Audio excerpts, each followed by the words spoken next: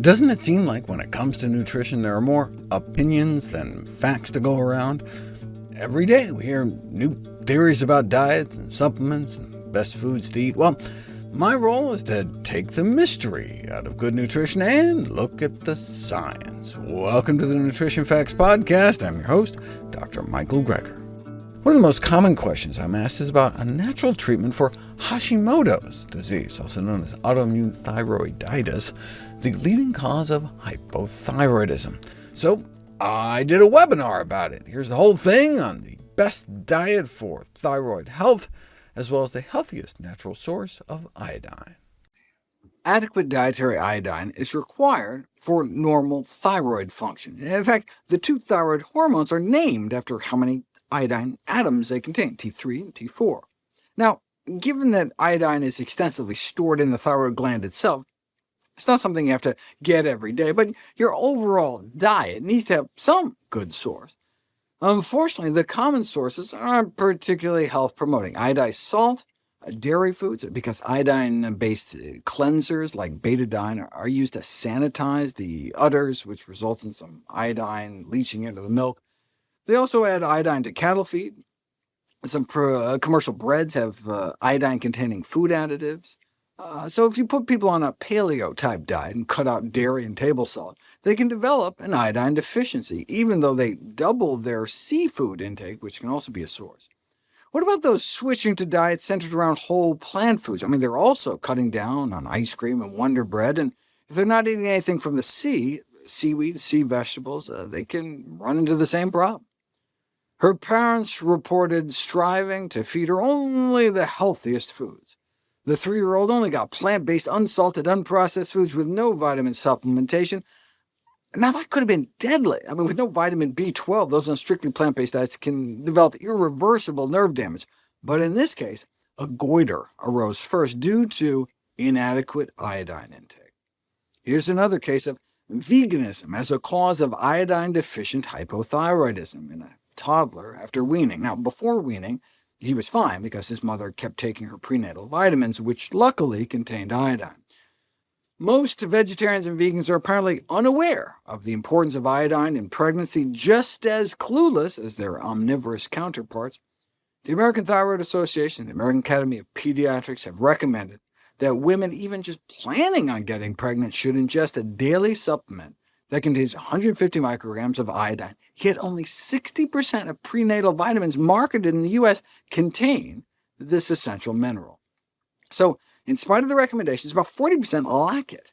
Therefore, it's extremely important that pregnant and breastfeeding women read the labels to ensure they're receiving an adequate amount. Women of reproductive age have an average iodine level of 110, which is fine for non-pregnant individuals, but we'd really like to see at least 150 in pregnancy. It's basically a 24-hour urine test in which iodine sufficiency is defined as 100 micrograms per liter of pee in non-pregnant adults, which your average vegan fails to reach in the largest study done to date out of Boston. The recommended average daily intake is 150 micrograms a day for most people, which you can get in like a cup and a half of cow's milk. Sadly, plant-based milks are typically not fortified with iodine, averaging only about 3 micrograms per cup.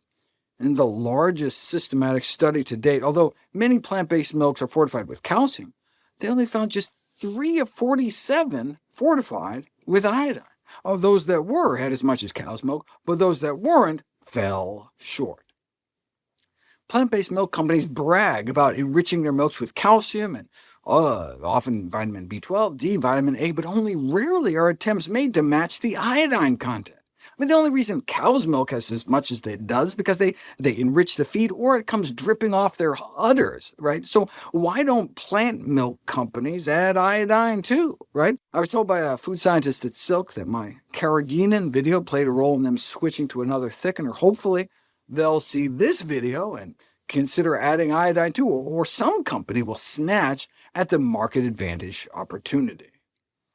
The researchers conclude that individuals who consume plant-based milks not fortified with iodine may be at risk for iodine deficiency unless they consume alternative dietary iodine sources, the healthiest of which is sea vegetables. Okay, so to reiterate, One cause of hypothyroidism, an underactive thyroid gland, is inadequate iodine intake. This is especially important for pregnant women and women even considering pregnancy. But that largest study of vegan iodine status in Boston found most vegans have insufficient intake. So what's the best way to get it? What's the healthiest natural source of iodine? That's the name of the next video. Dairy milk supplies between a quarter and a half of the daily iodine requirement in the United States, though milk itself has little native iodine. The milk iodine content is mainly determined by factors like the application of iodine-containing teat disinfectants. The iodine residues in milk appear to originate mainly from the contamination of the teat surface. The teats are sprayed or dipped with betadine-type disinfectants, and the iodine just kind of leaches into the milk. Too bad most of the plant-based milks on the market aren't enriched with iodine, too. Fortified soy milk is probably the healthiest of the plant milks, but even if it was enriched with iodine, what about the effects of soy on thyroid function? It's funny, when I searched the medical literature on soy and thyroid, this study popped up: a cost-effective way to train residents to do thyroid biopsies. Just stick the ultrasound probe right on top and go to town. It turns out on ultrasound, your thyroid gland looks a lot like tofu. Anyways, the idea that soy may influence thyroid function originated over 8 decades ago, when marked thyroid enlargement was seen in rats fed raw soybeans. Though the observation that people living in Asian countries have consumed soy foods for centuries with no perceptible thyrotoxic effects certainly suggests their safety. Bottom line, there's not seemed to be a problem with people who have normal thyroid function. However, soy foods may inhibit the oral absorption of Synthroid, thyroid hormone replacement drugs, but so do all foods. Right? That's why we tell patients to take it on an empty stomach.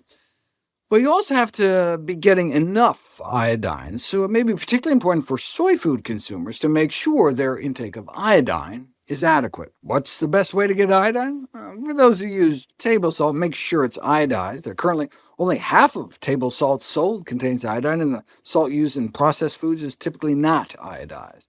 Of course, ideally, we shouldn't add salt at all. Dietary salt is a public health hazard. I think this title is a little over the top. Dietary salt is the #1 dietary risk factor for death on the planet Earth, wiping out more than 3 million people a year. Twice as bad as not eating your vegetables. What's the best source of iodine, then? Sea vegetables, right? You can get a little iodine here and there from a whole variety of foods, but the most concentrated source by far, with up to nearly 2,000% of your daily allowance in just a single gram, which is like the weight of a paperclip, seaweed.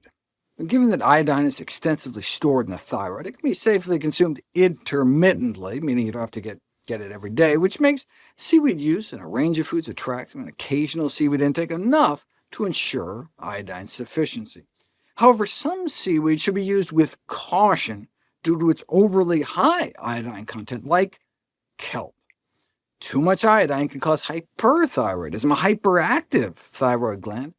A woman presented with a racing heartbeat, insomnia, anxiety, and weight loss, thanks to taking just 2 tablets a day containing kelp. In my last video, I noted how the average urinary iodine level of vegans was less than the ideal levels, but there was one kelp-eating vegan with a urinary concentration over 9,000. Right? Adequate intake is when you're peeing out 100 to 199. Excessive iodine intake is when you break 300. 9,437, way too much. The recommended average daily intake is 150 micrograms a day for non-pregnant, non-breastfeeding adults. We may want to stay below 600 on a day-to-day basis, whereas a tablespoon of kelp may contain 2,000. Right? I'd stay away from kelp because it has too much, and stay away from hijiki because it contains too much arsenic. Here's how much of common seaweed preparation should give you an approximate daily allowance. 2 nori sheets, you can literally just nibble on them as snacks like I do.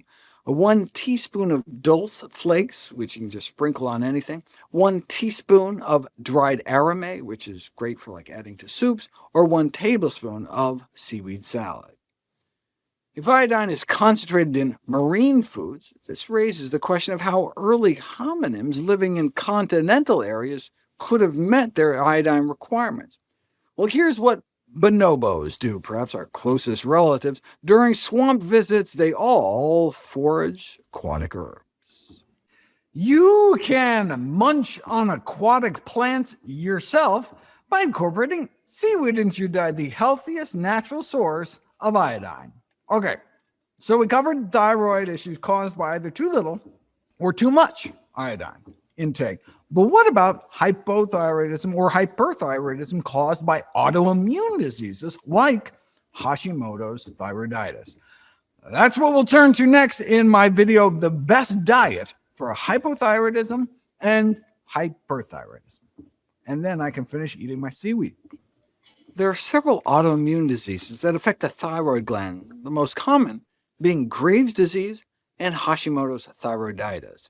Graves' disease results in hyperthyroidism, an overactive thyroid gland. Though slaughterhouses are supposed to remove thyroid glands, should some neck meat slip in, you can suffer a similar syndrome called hamburger thyrotoxicosis, but that's not from your body making too much thyroid hormone, that's from your body eating too much thyroid hormone. Graves' disease is much more common, and meat-free diets may be able to help with both, as plant-based diets may be associated with a low prevalence of autoimmune disease in general, as observed, for example, in rural sub-Saharan Africa. Maybe it's because plants are packed with antioxidants, which are possible protective factors against autoimmune diseases. Maybe it's because plants are packed with anti-inflammatory compounds. After all, a whole food plant-based diet is basically synonymous with an anti-inflammatory diet. But you don't know until you put it to the test. It turns out the exclusion of all animal foods was associated with half the prevalence of hyperthyroidism compared with omnivorous diets. Lacto-ovo-vegetarian and fish-only diets were associated with intermediate protection, but a 52% lower odds of hyperthyroidism among those eating strictly plant-based diets. This apparent protection may be due to the exclusion of animal foods, the benefits of plant foods, or both.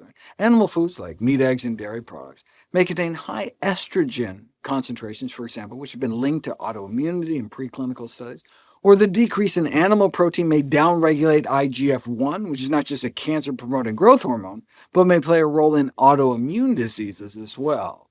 Or it could be the good stuff in plants that may protect cells, like the polyphenol phytochemicals, such as flavonoids found in plant foods. Maybe it's the environmental toxins that build up the food chain. For example, fish contaminated with industrial pollutants like PCBs are associated with increased frequency of thyroid disorders. Okay, what about the other autoimmune thyroid disease, Hashimoto's thyroiditis, which, assuming you're getting enough iodine, is the primary cause of hypothyroidism, an underactive thyroid gland. Graves' disease wasn't the only autoimmune disorder that was rare or virtually unknown among those living in rural sub-Saharan Africa eating near-vegan diets. They also appeared to have less Hashimoto's. There's evidence that those with Hashimoto's have compromised antioxidant status, but we don't know if it's cause or effect. But if you look at the dietary factors associated with blood levels of autoimmune anti-thyroid antibodies, animal fats seem to be associated with higher levels, whereas vegetables and other plant foods are associated with lower levels. So again, anti-inflammatory diets may be useful. No surprise, as Hashimoto's is an inflammatory disease. That's what thyroiditis means, inflammation of the thyroid gland. Another possibility is the reduction in methionine intake, an amino acid concentrated in animal protein, thought to be one reason why the consumption of whole plant foods is likely to have a favorable influence on longevity through decreasing the risk of cancer, heart disease, and diabetes. And methionine restriction improves thyroid function in mice, but has yet to be put to the test for Hashimoto's in humans. If you compare the poop of patients with Hashimoto's to controls, the condition appears to be related to a clear reduction in the concentration of Prevotella species. Prevotella are good fiber-eating bugs known to enhance anti-inflammatory activities. Decreased Prevotella levels are also something you see in other autoimmune conditions, such as multiple sclerosis and type 1 diabetes. How do you get more Prevotella? Eat more plants. But Put a vegetarian on a diet of meat, eggs, and dairy, and within as few as 4 days, you can drive down levels. So one would expect those eating plant-based diets to have less Hashimoto's, but in a previous video, I expressed concern about insufficient iodine intake, which could also lead to hypothyroidism. So which is it? Let's find out. Vegan diets tended to be associated with lower, not higher, risk of hypothyroid disease. Why the word tended? Because the associated protection against hypothyroidism incidence and prevalence studies did not reach statistical significance.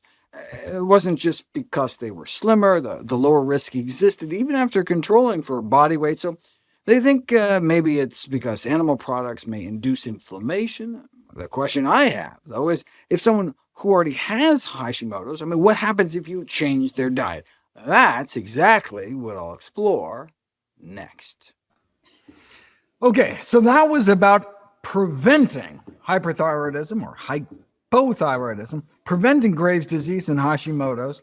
But what about a dietary intervention to treat Hashimoto's, treat hypothyroidism? That's what we'll close out with, a natural treatment for Hashimoto's disease. Autoimmune thyroiditis, also known as Hashimoto's disease, is an organ-specific autoimmune disorder where your body attacks your own thyroid gland, often leading to hypothyroidism due to destruction and scarring of the gland itself. We know there's a genetic component, since identical twins are more likely to share the disease than fraternal twins.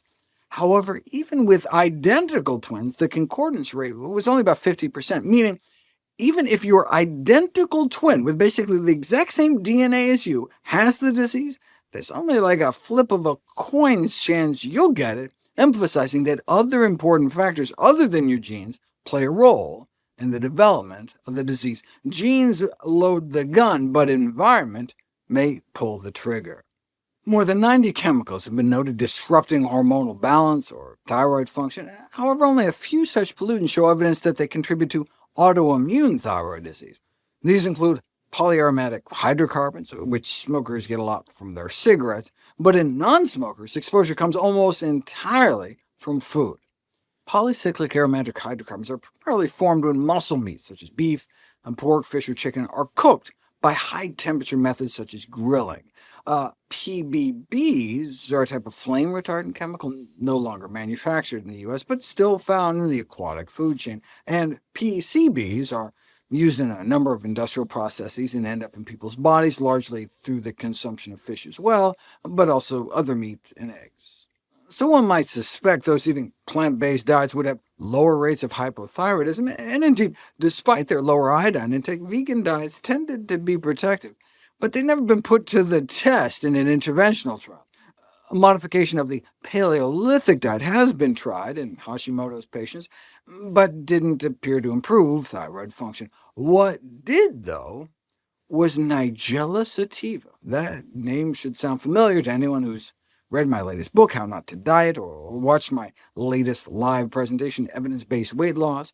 Nigella sativa is the sciencey name for black cumin, which is just a simple spice, but it's also used for a variety of medicinal purposes. In this study, a randomized, double-blind, placebo-controlled trial of 8 weeks of a half teaspoon of powdered black cumin a day in Hashimoto's patients, not only was there a significant reduction in body weight, which is why I profiled it in the book, it also significantly reduced thyroid-stimulating hormone, a sign that thyroid function was improving, and even lowered the level of autoimmune anti-thyroid antibodies, as well as increasing blood levels of thyroid hormone T3 in these Hashimoto's patients. In addition, there was a significant drop in interleukin-23, a pro-inflammatory cell signal thought to help promote the autoimmune inflammation of the thyroid, so further confirming the anti-inflammatory nature of the plant. And what were the side effects? Well, a 17% drop in LDL bad cholesterol. And given the fact that patients with Hashimoto's may be at particularly high risk of developing heart disease, well, this is exactly the kind of side effect we'd want. Considering these health-promoting effects of black cumin, it can be considered as a therapeutic approach in the management of Hashimoto's related metabolic abnormalities. A similar trial failed to find a benefit, though. Same dose, same time frame, but no significant changes in thyroid function. In contrast with the last study, though, they were not all Hashimoto's patients, but rather hypothyroid for any reason, and that may have diluted the results. And it's possible that telling patients to take the black cumin doses with their thyroid hormone replacement therapy may have interfered with its absorption, similar to other foods and drugs, which is why patients are normally told to take it on an empty stomach. Since there are no downsides, it's just a simple spice, I figure, hey, why not give it a try? The worst that can happen is you'll have tastier food. So, a half teaspoon of powdered black cumin seeds once a day on an empty stomach for Hashimoto sufferers. For those of you who have this disease, try it out. Let me know how it works. Visit NutritionFacts.org/audio to see all the podcast episodes with descriptions that include links to the associated videos. Sources cited and other details are available on each video's page. Information about my books, How Not to Die, How Not to Diet, and How Not to Age, is at NutritionFacts.org/books. All proceeds of which I get are donated directly to charity. And I've got a new book in the publication pipeline, the manuscript for How Not to Hurt, on diet and lifestyle approaches to pain management. It's been handed in and will be published December 15th. I'm going to be doing a series of webinars to feature some of the new research I discovered. Sign up for our free newsletter at NutritionFacts.org/subscribe to stay updated on when those will be. NutritionFacts.org is a science-based nonprofit, and everything on the website is free. There are no ads, no corporate sponsorships, no kickbacks. We're strictly non-commercial, not selling anything, just put up as a public service, as a labor of love, as a tribute to my grandmother, whose own life was saved with evidence-based nutrition. We just have like a Wikipedia-type nonprofit model where everything's free, and we just hope maybe 1 in 1,000 people will find it so valuable that they'll kick in a few bucks so we can continue to churn out new content to help you and your family be healthier. Thanks for listening.